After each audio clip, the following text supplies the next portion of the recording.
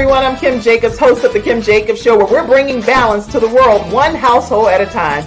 Listen, we go live every weekday, Monday through Friday at 11 o'clock a.m. Eastern Standard Time. I bring guests on that talk about their backstories, things that they've had to overcome to become who they are today. Many of them are balancing and juggling life, and they've become experts in different fields. So they're sharing tips with you to make your life just a little bit easier. Many times as a guest in the studio audience, you'll get a chance to walk away with a missing piece of the puzzle that might be missing in your life. Let's go on this journey together, and I look forward to seeing you Monday through Friday at 11 o'clock a.m. Eastern Standard Time, right here on The Kim Jacobs Show.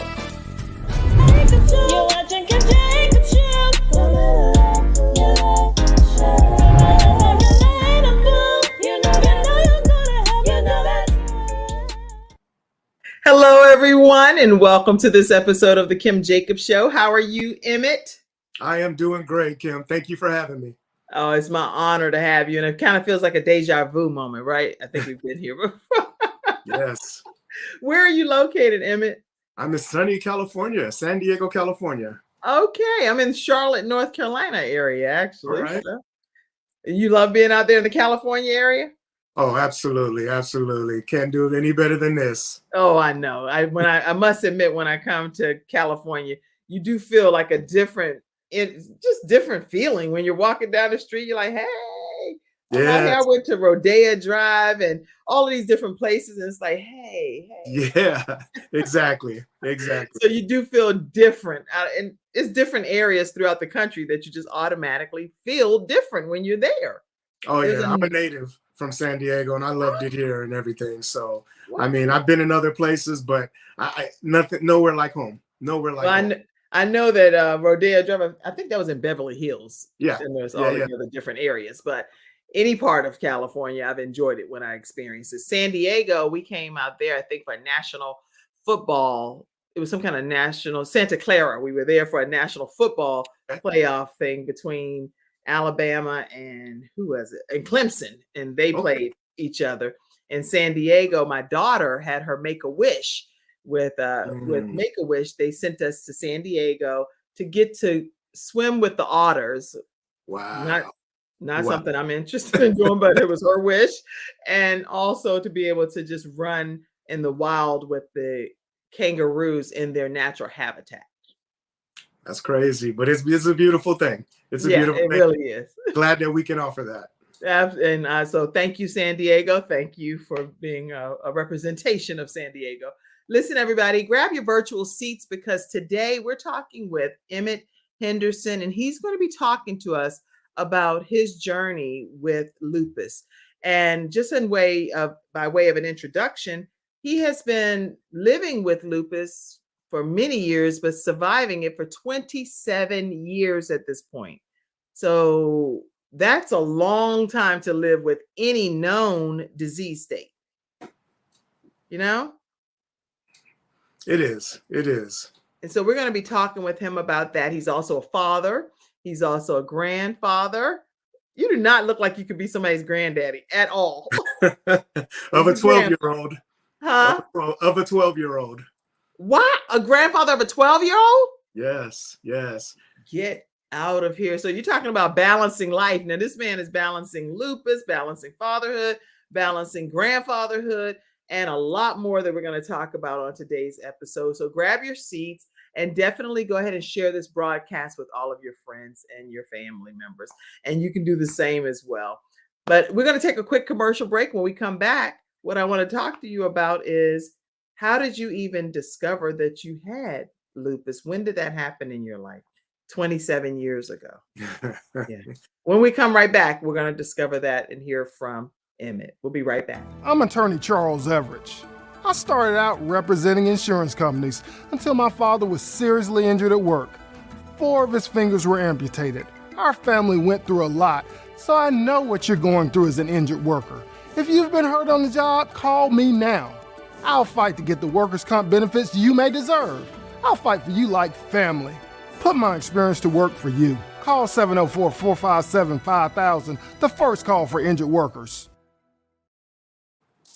All right, everyone, we're back and we're talking with Emmett Henderson. Emmett, if you would, take us back to the time frame that you found out you actually had lupus? Well, to be familiarized with lupus, lupus has a lot of symptoms that pretty much a lot of people kind of go unrecognizable in regards to what's really going on because of the multiple different type of symptoms we can have. As a young man in my mid 20s, I was energetic. I was that go-to kid that, worked. I was a young father. I did so much to where pain and little aches here and there did not drive me to go seek any type of medical attention at all. And I Right. think I can speak for most men. That's kind of what we do. We push a lot of these things to the side.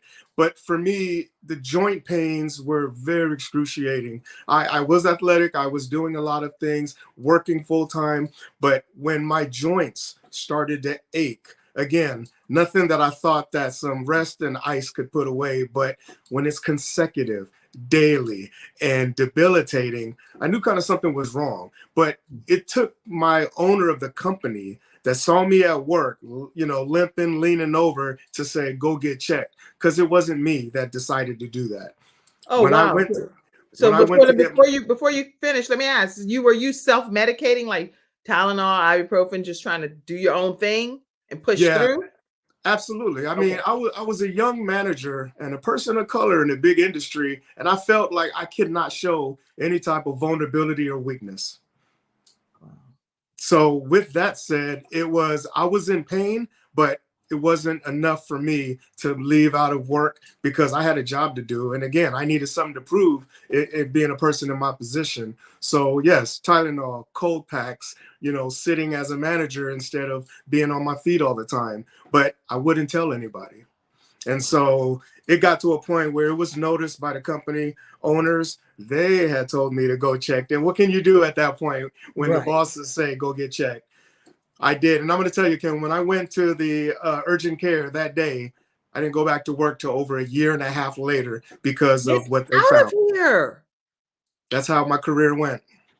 So the day you went to the urgent care based on management saying, listen, man, something is seriously going on. We see that you're working hard, but you have to go get checked. So they mandated that you go get checked at urgent care.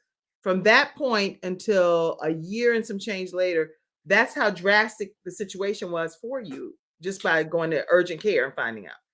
Absolutely. And I only got back into the job just to say hi to everybody.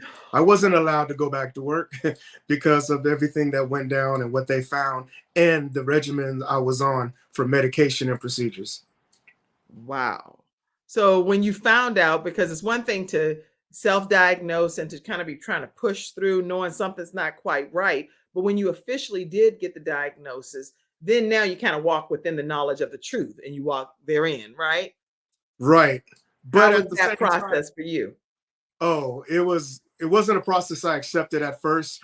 And not only that, but I was actually in a denial because of the fact that I was told I had a rare disease for a person of my age, a person of color, and my gender, and then to be told that lupus is a woman's disease. I was in denial 100%. And I even remember telling the doctor, can I just get my pills so I can go back to work? And Right. she told me it don't work that way. So remember, in 95 was the year that I officially got diagnosed. There was no internet, there was no Google that I can search and do my homework on what is lupus. But what I did know that it was rare in men. And what I did know that it wasn't too much out there. The pamphlet that I was given to read about what lupus is had the anatomy of a woman. So I couldn't relate to that. I mean, Of it wasn't course. me. I couldn't relate to that. So it was a little hard to adjust to say that this is what's going on. Second, third, I wanted all kind of different opinions, Mm. but it all came down, you have lupus. Wow. And literally only about 150,000 men live with lupus and 1.5 million, approximately 1.5 Yes. million people in the United States have lupus, but only about 10% of them are men. And so you fall obviously in that category. So Yes. a lot of men, I'm sure, are in denial when they're having symptoms that present themselves as if it's lupus, but you wouldn't even associate it with that because it's not so-called your disease Right. state. That's Wow. that's it. Yes.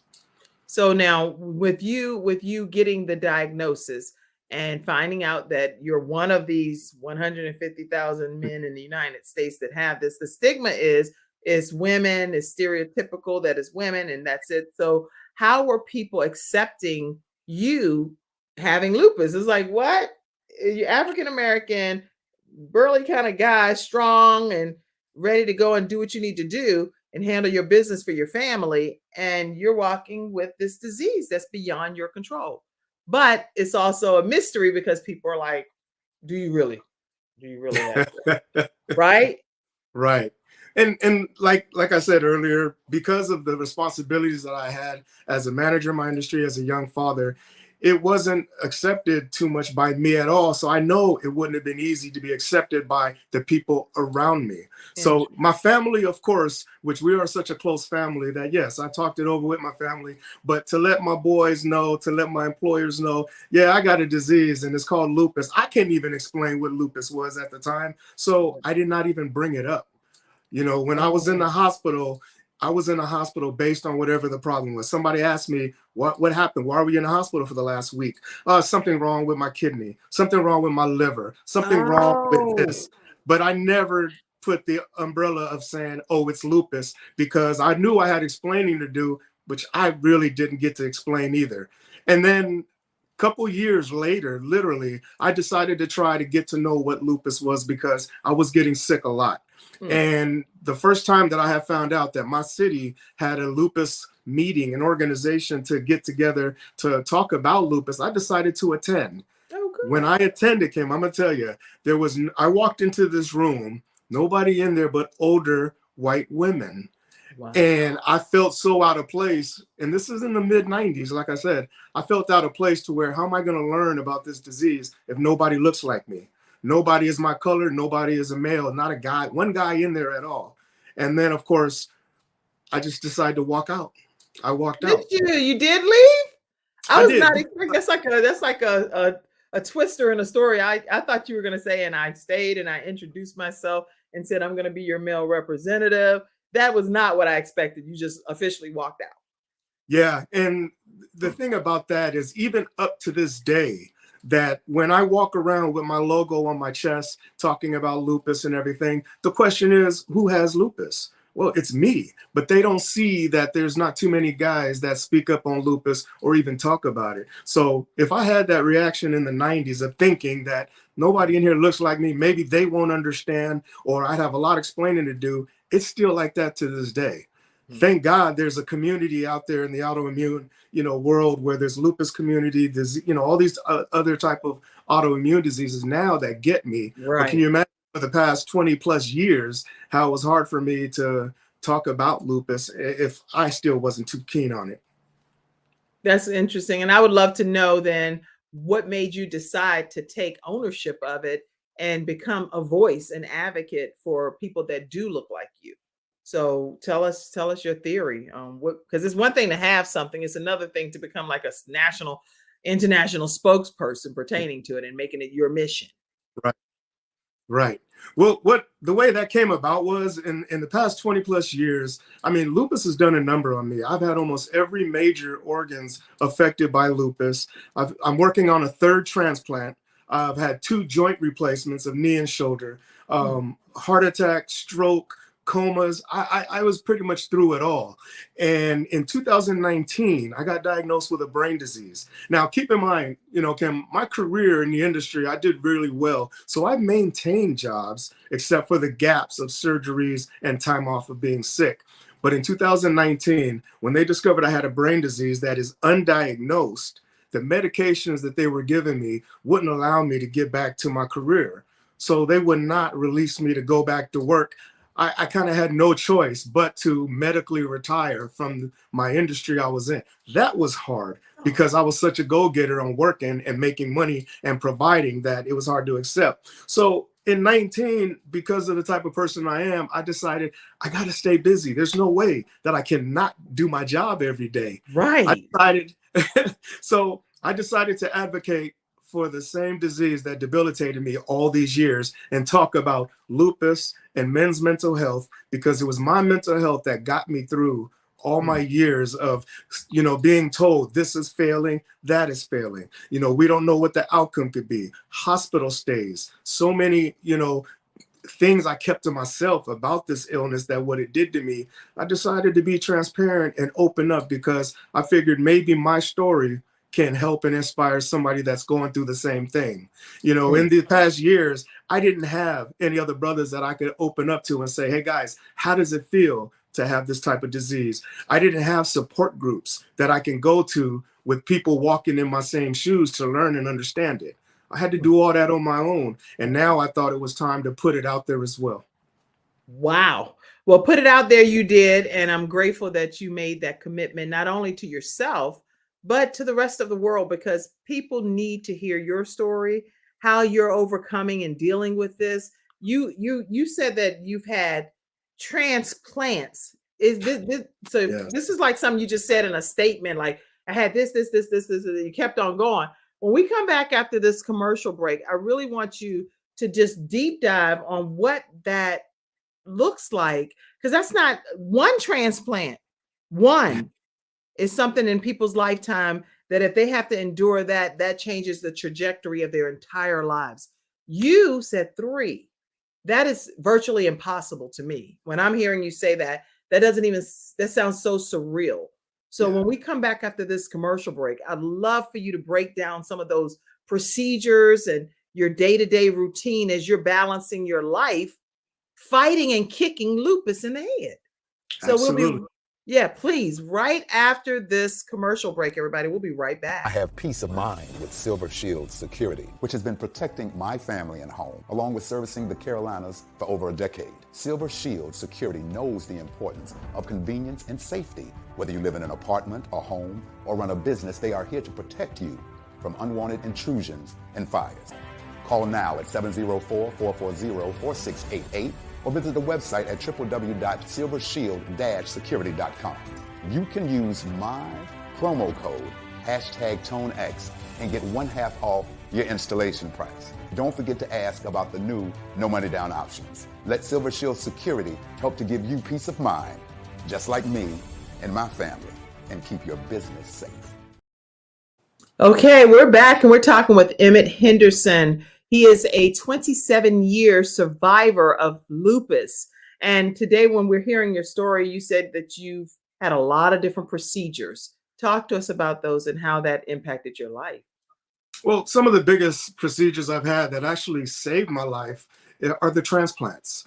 It started with my lupus being so aggressive that when it attacked my heart, I was in heart failure. And I mean, it was crazy, Kim. I was in the hospital for over 3 months. I was in a coma for 3 weeks of it.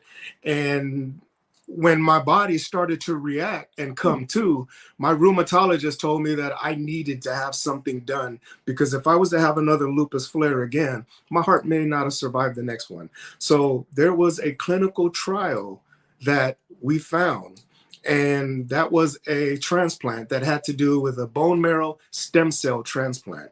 Okay. The purpose of that transplant was to try to clean up my blood cells, to remove the lupus cells out of my blood to stop infecting my organs. Because at that point, I've had almost every organ affected, like I mentioned. So I went through that clinical trial of it. I was in a hospital for another month, but I'm going to tell you that was a success. And it's good to, let everyone know that, because clinical trials are out there for a lot of people to try. Yeah.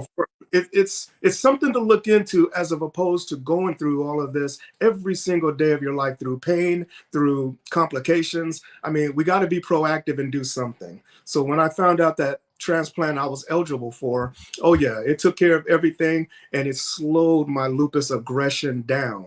But lupus was no joke, because the damage was already done. About 1.5 years later, my kidneys completely failed, and I was on dialysis for over 14 months until I was blessed with a new kidney from my brother. Now here comes my second transplant. I had a kidney transplant in 2013, which again saved my life, gave me back to life. I was able to continue everything, but lupus still wasn't done. That's when I had my joint replacements. I had more problems after that. But then 10 years later, which we're going to go to 2 months ago, my kidneys failed again. So now I'm working on my third transplant, which I just had my appointment with my transplant team yesterday, and they're getting everything together for me. So yes, I am looking for a kidney and looking forward to having this transplant. I speak kind of nonchalant about it, but it is very serious.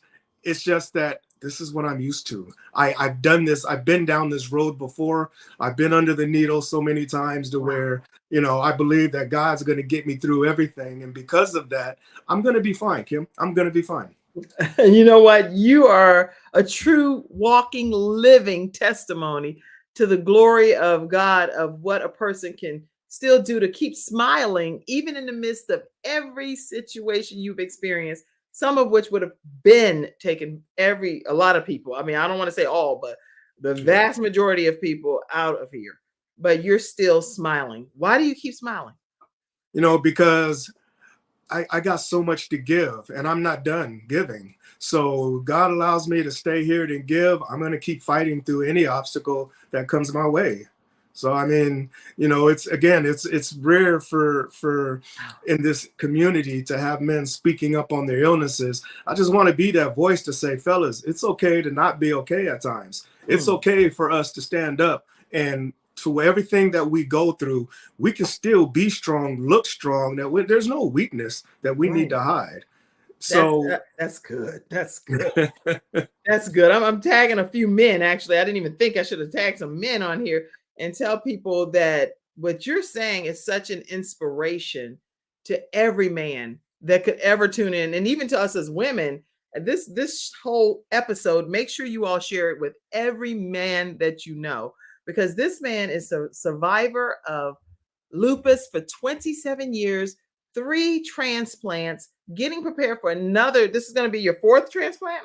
No, I'm sorry. This is going to be my 3rd transplant. Okay. So you will be 3-time transplant recipient for all different organs and things in your body. You're on dialysis, and you were telling me backstage, how often do you have to do dialysis? Yeah, my dialysis treatment right now is manually, which I'm doing 5 treatments a day. So if you guys are familiar with dialysis, that's a dwell time of 4 hours each, which I fill up with the solution, dwell for 4 hours, drain the solution, fill up again. It's tasking, but you know what? It's what I got to do. It's what has to be done, and I'm gonna, man up to it and get it done. Simple. You man up to it is putting it mildly. Okay. I don't know if there are things as real life superheroes, but you definitely need to put a cape on and be a lupus superhero. If there's such a thing that can be created, you should definitely be the person wearing that cape and representing all of lupus. I'm most proud and honored to have you here today to talk about your journey. It's nothing short of miraculous that you're even here to talk about this. And it's a blessing to me. And like I said, if my voice can just reach out and teach one, then that to me, I'm doing my job. This is what my calling is for. We reach one, but we can teach millions. We can teach millions to stand up to everything. And it's not just an illness, it's hardships in life. It's things that hold us back from what we want to do or what we feel we're capable of doing. A lot of times people feel that, we're debilitated by certain things, but we're only debilitated by ourselves. So if we stand up and just face it, it's not going to be easy. No, my journey was not easy, but I'm here to talk about it. And that's the point. Is a big point that you're here to talk about it, and that you've survived so many odds, astronomical, unbelievable roadblocks to still be here. And when we talk about how people survive things like you have, what encouragement can you give to people that may not even have lupus, but they're struggling, whether it's with a disease, whether it's with finances, whether it's with relationships, mental health, whatever they may be dealing with? What advice would you give to encourage people that are going through their own journeys? First and foremost, believe in yourself and that there's another day. Tomorrow's another day. So whatever wasn't good for you today, make it better and do better tomorrow. And then the day after that's going to be better than tomorrow. So believe in yourself that you can do that. All things are necessary. And there are resources that's out there. Don't ever feel you're alone. You try to handle this alone, you're putting more stress on yourself, more hardships on yourself, and you don't need that. there's resources out there. That's so good.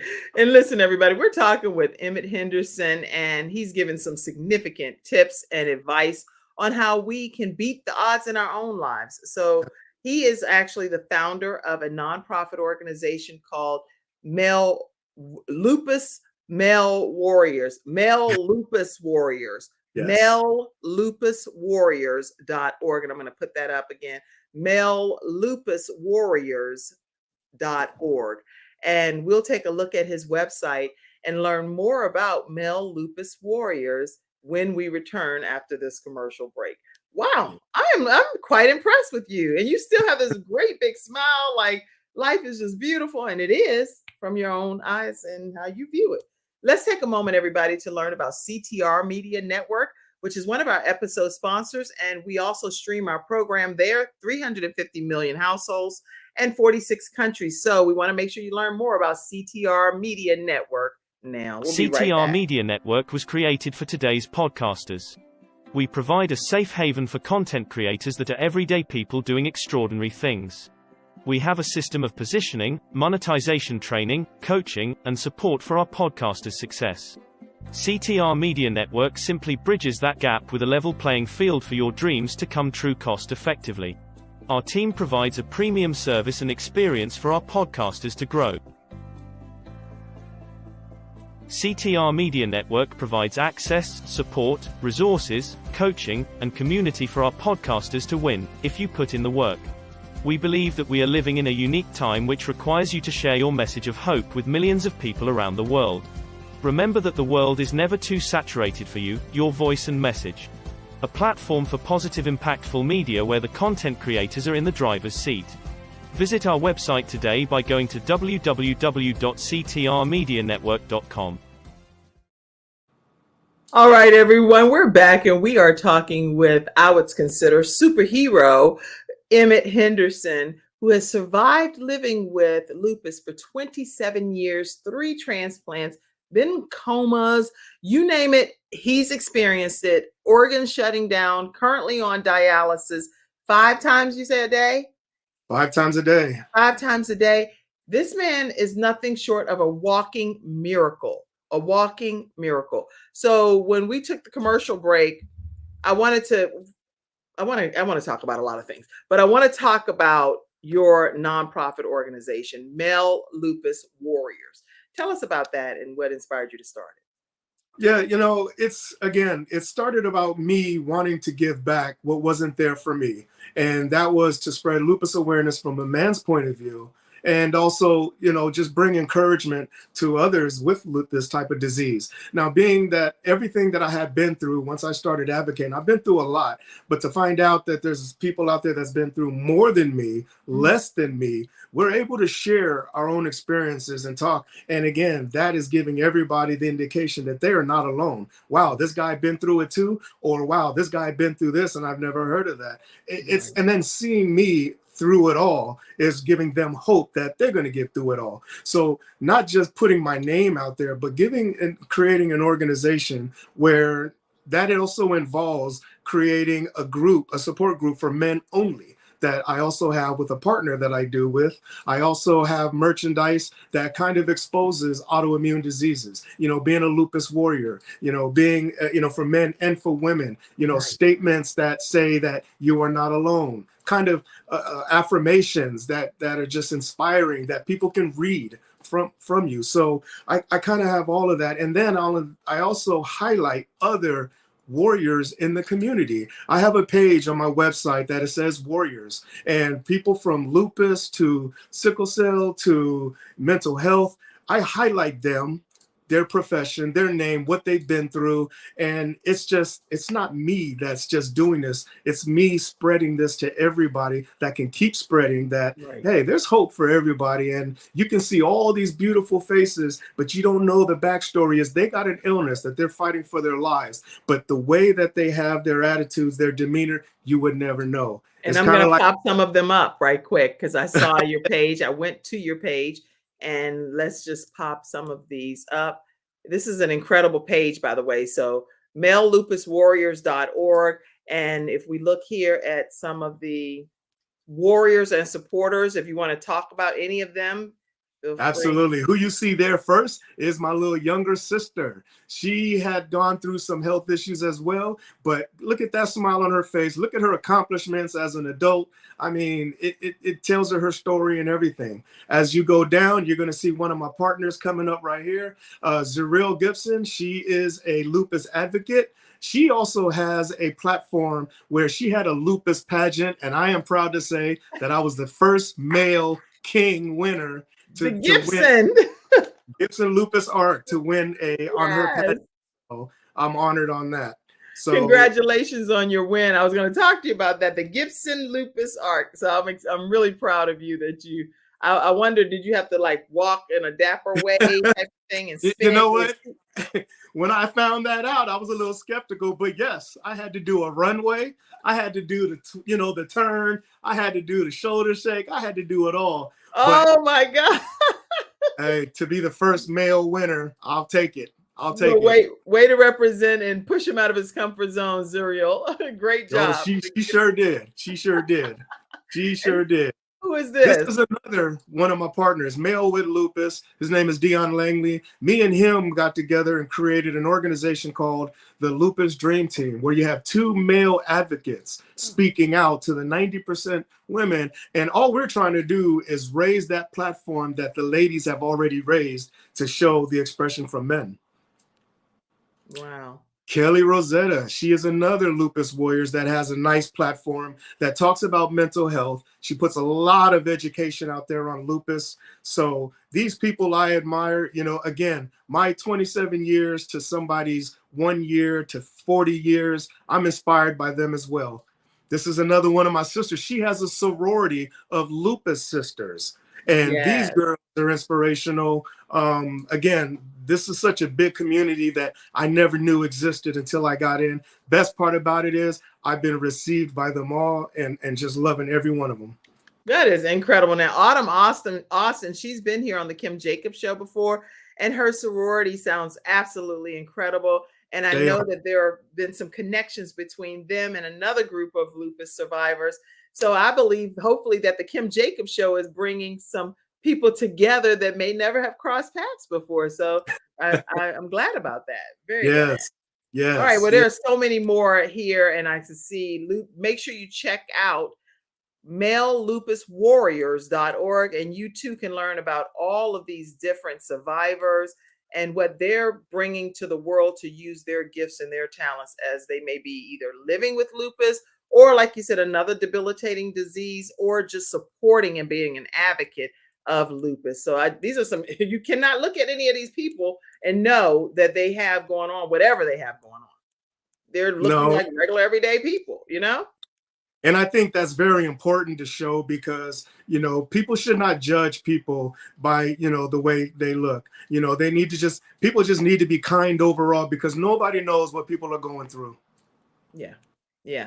I agree. I'm going to stop sharing, but I'm going to tell you guys, make sure that you visit. I'll put this in the comments section so that you can learn more about male lupus warriors and all that they're offering, the merchandise, ways to stay connected, programs that are available, support resources, you name it, it's there on malelupuswarriors.org. Okay. And my bio's in there as well. You'll get to see all the details of my journey with lupus.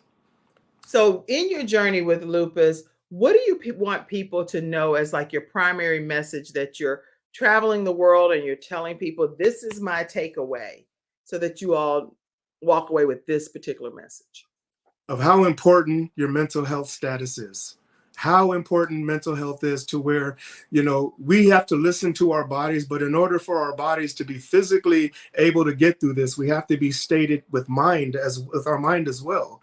Our mind is such a powerful tool to where the more we can utilize it in our own healing, in our own rising up, the more and better that we'll do.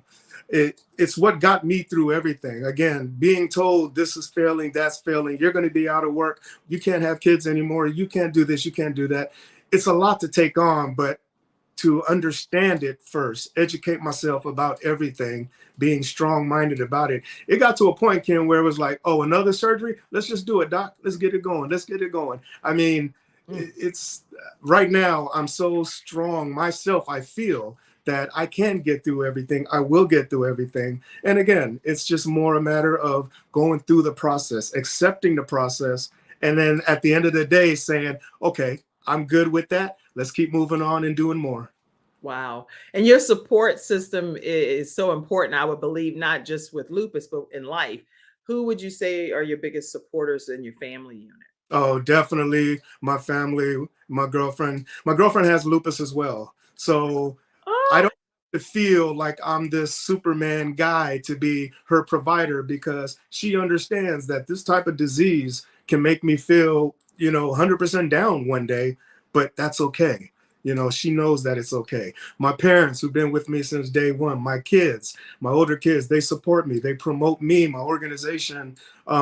They've lived through everything that I lived through. They're confident that I will get through everything because they've seen me get through everything. So that right there, and then the support from the community since I've entered in the autoimmune community, the love is just yes.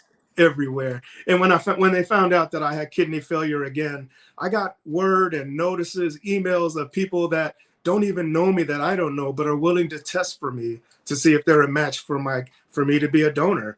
So Gosh. that right there is my heart pours out to thank everybody to even consider that. To even Oh my consider. gosh. Thank you. Thank you to every single person for your Yeah. selfless willingness to be able to do something for somebody else that may not even be a family member. These are community members that don't know you at that level. And yet you all are so kind. There are still some really kind people in this world, right? Absolutely. Absolutely. I'm in the grocery store sometimes and I'll have an exchange with someone and I realize, dog, I almost ran into the person with my card or whatever. And they're like, oh no worries, no problem. And we have a great exchange. And I always say to the person, I said, now, nobody could have caught that on social media, huh? Why Right. couldn't that go viral? That for once Right. you have these different nationalities and we are having a beautiful, almost hugging moment, even though it was an incident, Yep. But Yep. those kind of things don't just pop up everywhere as a viral thing. No, one of the biggest things that I know is kindness is a reflection. You Right. know, I'm kind out there to people, you're kind out there to people, it will reflect, people will be kind to you. And people are starting to be kind before you even know it, and then you give the kindness back. So it's a two-way street for everybody. Yes, I agree with that theory. And I also, unfortunately, see the theory that no matter how kind you are, in some instances, there's still some backlash and bad things that still happen, even though you did go to extremes to try to show kindness to everyone that you encountered. And then it's like, oh, well, that's out of our control in situations like that. Right. But we don't let that change our direction. That's so good. Go ahead and preach. Now, you sure you're not a preacher, Emmett Henderson? Are you sure you're not preaching the gospel over there? God puts in me what he wants me to put out. And again, this is just something that a lot of my experience of being hit by this disease had got me to where, okay, if I can survive this, so can everyone else. How do I put this message to everyone else? That's good. That's really good. And now another thing that I know is like a mantra of yours is be the kings that we are. I hear that. When I read that, I was like, oh, we have to talk about that. So when we come back again after our next commercial break, I'd love for you to just deep dive on what it means to you to be the kings that we are when you're Absolutely. representing the men. All right, we'll be right back, everyone. Again, right after this commercial break. Wow. Are you enjoying yourself? Oh, I'm loving it. Yes, absolutely. Oh, yeah, Absolutely. you're swirling in the chair. This is good. This is good. I'm glad to hear that. We'll be right back, everybody. Nothing says I love you more than final expense insurance whole life protection. With funeral advocacy nationwide, saving you and your family 30 to 80% off funerals and cremations. Nothing says I love you more than Get Insured Solutions, LLC. GetInsured.Solutions. 704-499-3616. All right, everyone, we are back. We're talking with Emmett Henderson. I see you out there, sexy Scorpio. That's a name for you. Good afternoon. I want to acknowledge you. Yes, glad to have you. And a comment that came in from the CTR Media Network. Tomorrow is another day. You can do it, according to the quote from Emmett Henderson.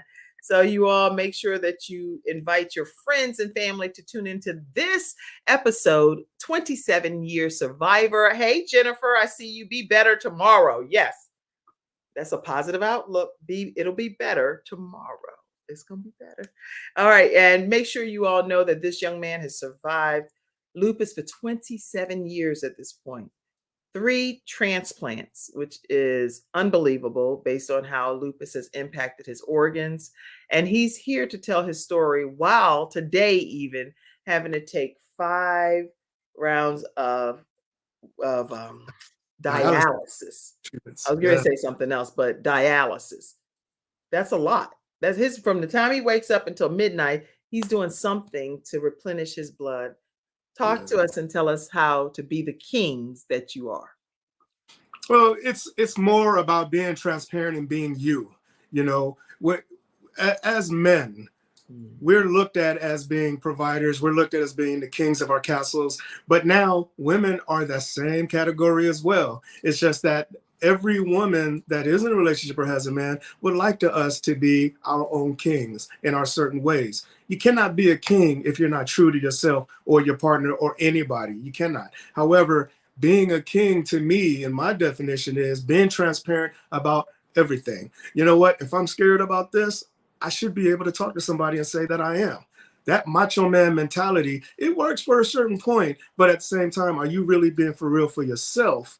And is somebody also looking at you like, yeah, we know the truth? No, I don't want any type of, doubts when it comes to me. And I've asked so much about my journey with lupus. Are you scared about this procedure? I feel for it, but I'm ready for it. And there's a difference. Do you feel that you're going to have a good life with lupus? Oh, I'll tell you right now, I will have a good life because I demand that. And so to me, that is being the king that I am, because I'm speaking on what I know is best for me. I don't need to fake the funk. I don't need to hide anything. I don't need to, I could talk to my lady and say, yeah, baby, I don't know about how this is going to go for me, but I'm going to do my best. I'm okay to say that. It's not okay to act like everything is good and then I go crawl up in the room and wimp about it.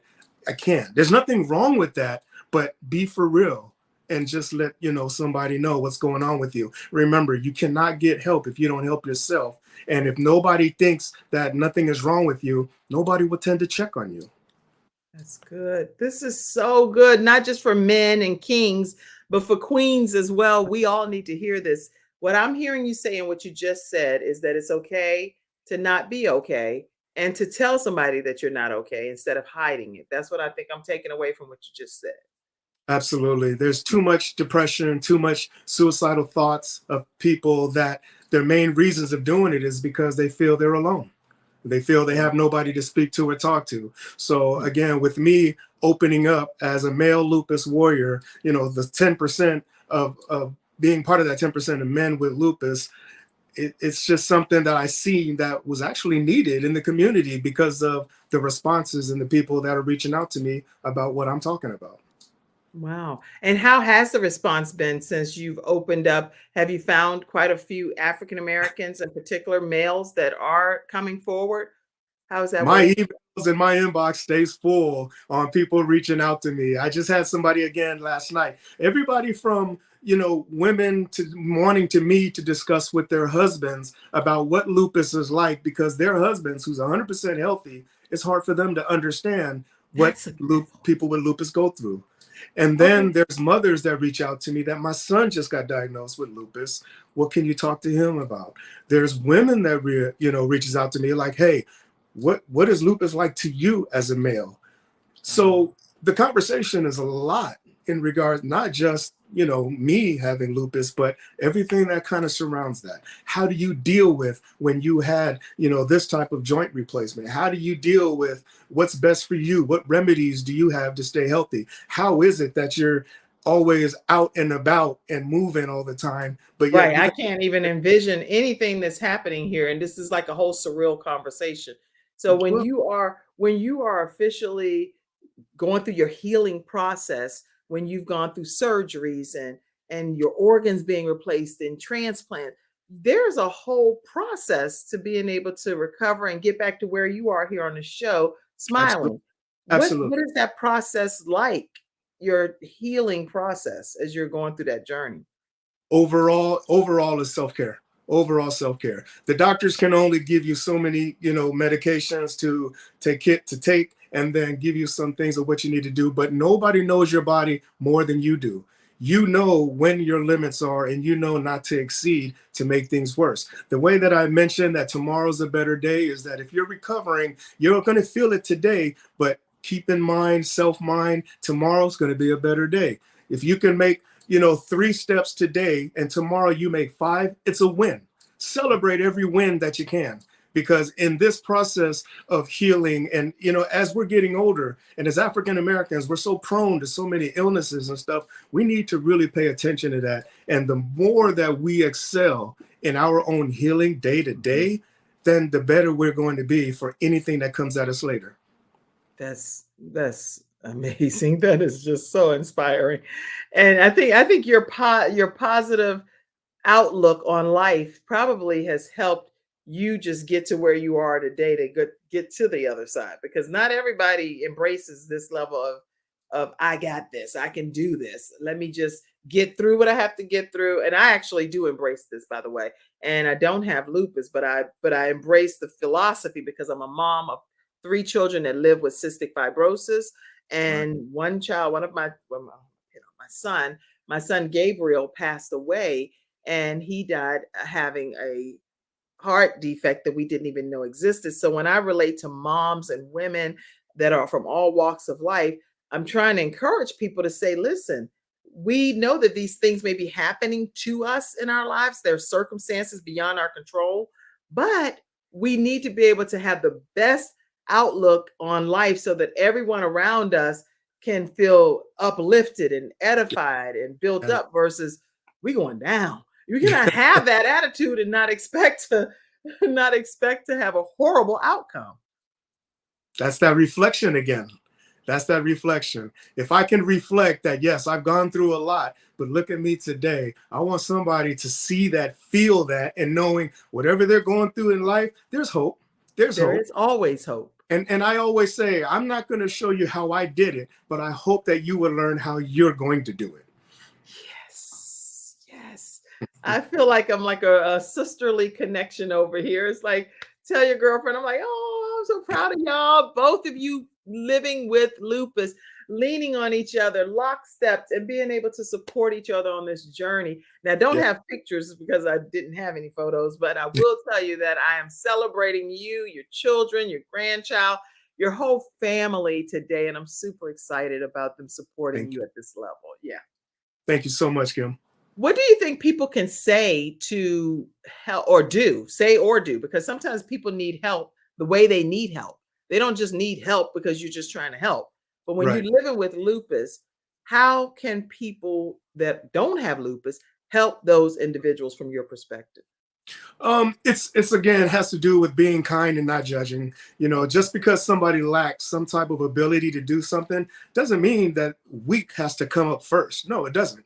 We don't know everybody's backstory. We just need to accept everybody as they are and what they're going through. For somebody that's healthy that I can meet for the first time, not knowing what I have in my history and my past, they'll never know unless I actually say something or tell them, because we don't have that definition of looking sick. What does sick look like? Do I have to be a different color? Do I have to be, decrepit? Do I have to be, we don't know what sick looks like. So for somebody that is healthy to not judge and just accept everybody as they are with no judgment, I mean, it's just going to make that person that is going through something feel like, okay, I'm not being judged. Okay, I'm not different from anybody. Yes, I may have an illness that you don't, but at the Right. same time, hey, I'm accepted by you, and that's what makes a big difference. Wow. All right. I'm glad to hear that. Now, on your bucket list, I know you have some goals and dreams and things that you still want to happen in your own life. Tell us a bucket list thing that you say you're going to check this off Well, along this I journey like to called life. say that I'm proud of just crossing off one of my bucket list items, and that was going to Africa to spread lupus awareness. I just did that 3 months ago, and I got a chance to see the pyramids. I got a chance to do a partial hike up Mount Kilimanjaro. Get So out of here. no, that was a highlight for me, but that's also what triggered most of my kidney failure was in Africa as well. So no regrets at all, just the fact that I was there to spread lupus awareness, national TV, international TV, we had a meeting with the organizations, with politicians, doctors. That was the goal. Climbing Mount Kilimanjaro, seeing the pyramids was the bonus. So that was a big list that I was able to check off. And for me, it is to go to other places and other countries. I do a lot of everything of my advocating through social media. I've been through other states joining the lupus walks and stuff like that. So I want to continue doing that because, again, I can reach people in my town. I could reach people virtually, but to shake a hand of a survivor, whether it's more years than me, less than years, that's what is, makes my day. That's what, promotes me and motivates me that we can make a difference in this world.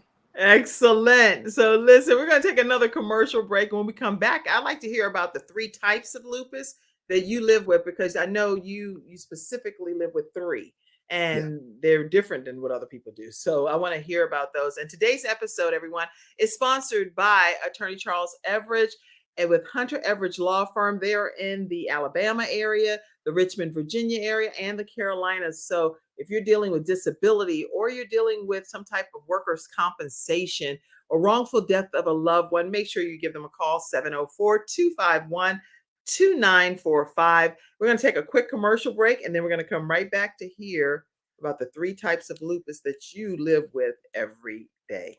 We'll be right back, everybody. When someone has lost a loved one, they want to know what exactly happened. They want to know, is the other person going to be held responsible? And they want closure.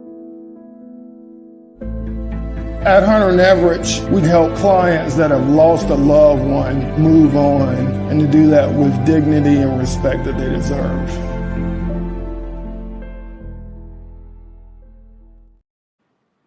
This has been an amazing episode so far, by the way, and I want to make sure people know how to stay connected with you. So let's say that now, and then I want to hear about the three types of lupus that you live with. Absolutely, absolutely. You guys can all find me on social medias at Male Lupus Warriors on Instagram and also on Twitter.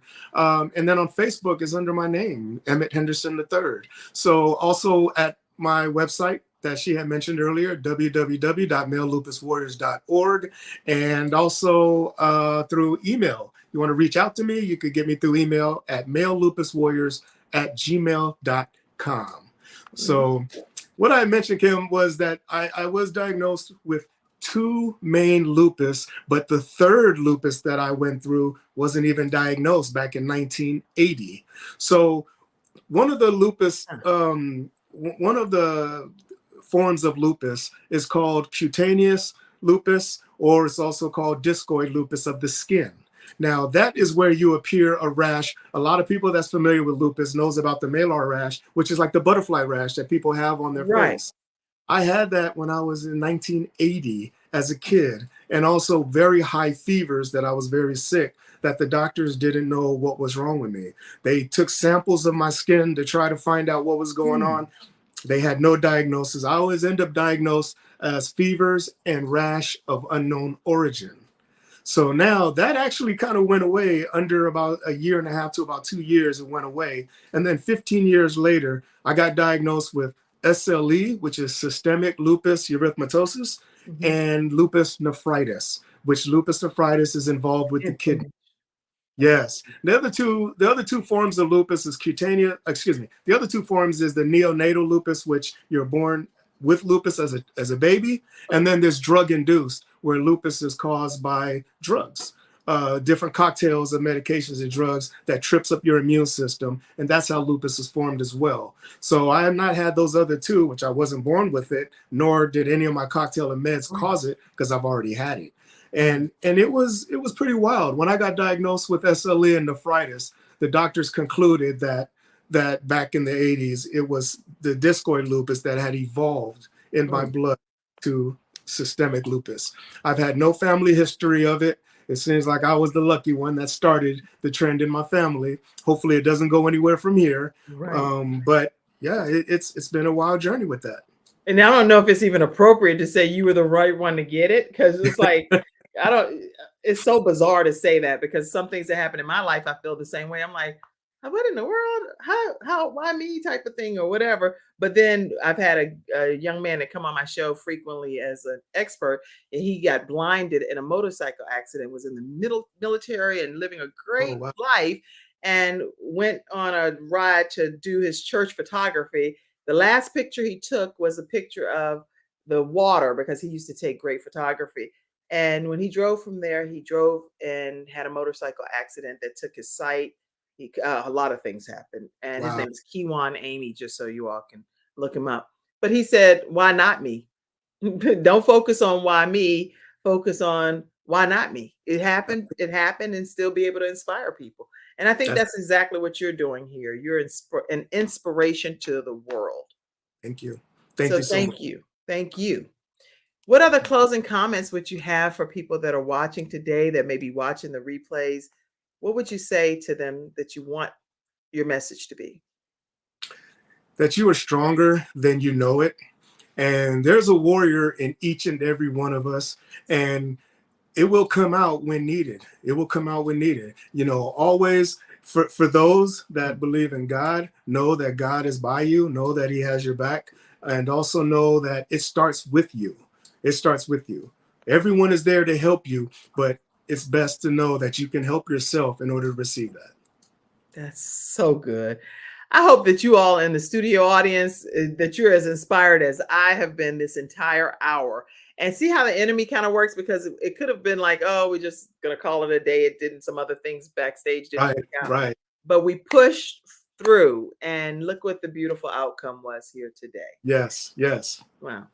All right. CTR Media Network, thank you for being one of our episode sponsors. I'd like to thank GetInsured.Solutions. If you're dealing with end-of-life expenses and you want to be able to keep more of the funds yourself versus having to pay it all out in burial expenses, definitely reach out to GetInsured.Solutions and let them know that the Kim Jacobs Show sent you their way.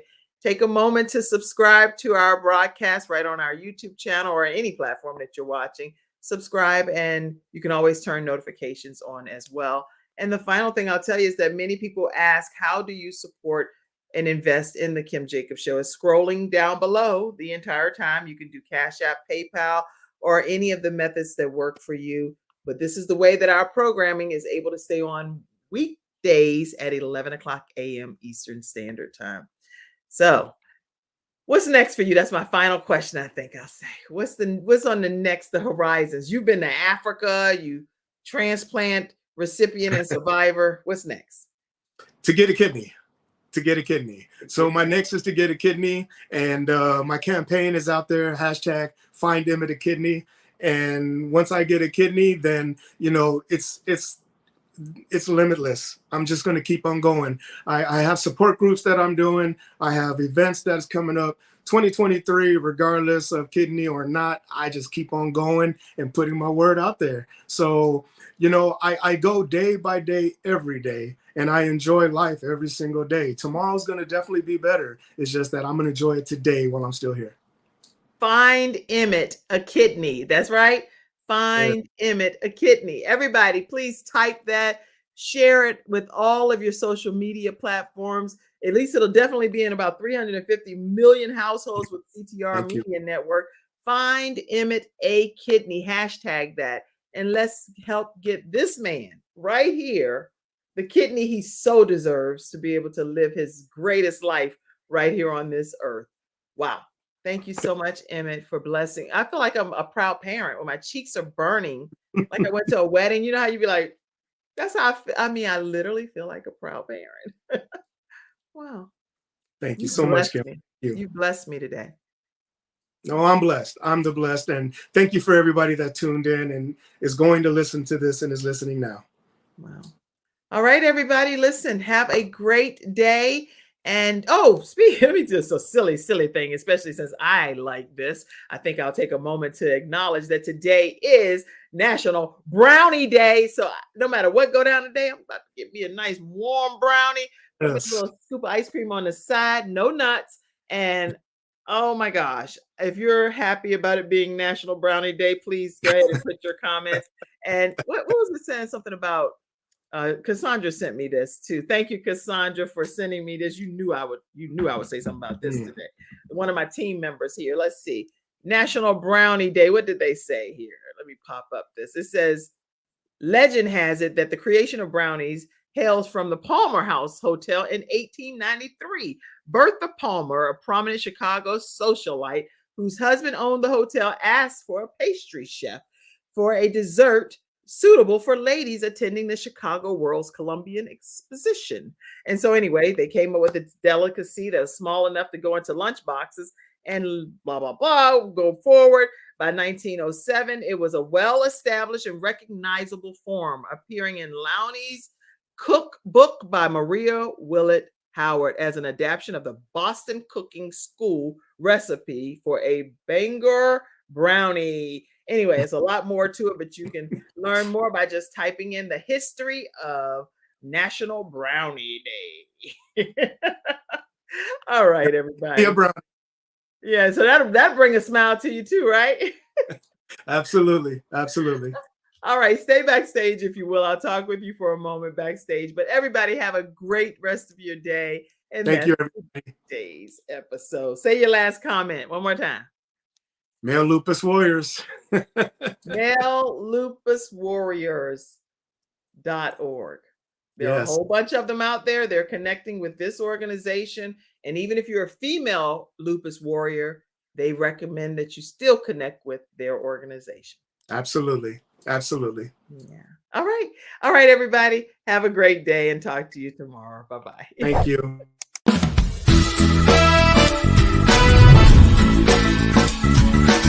Hello, everyone. I'm Kim Jacobs, host of The Kim Jacobs Show, where we're bringing balance to the world one household at a time. Listen, we go live every weekday, Monday through Friday at 11 o'clock a.m. Eastern Standard Time. I bring guests on that talk about their backstories, things that they've had to overcome to become who they are today. Many of them are balancing and juggling life, and they've become experts in different fields. So they're sharing tips with you to make your life just a little bit easier. Many times as a guest in the studio audience, you'll get a chance to walk away with a missing piece of the puzzle that might be missing in your life. Let's go on this journey together, and I look forward to seeing you Monday through Friday at 11 o'clock a.m. Eastern Standard Time, right here on The Kim Jacobs Show.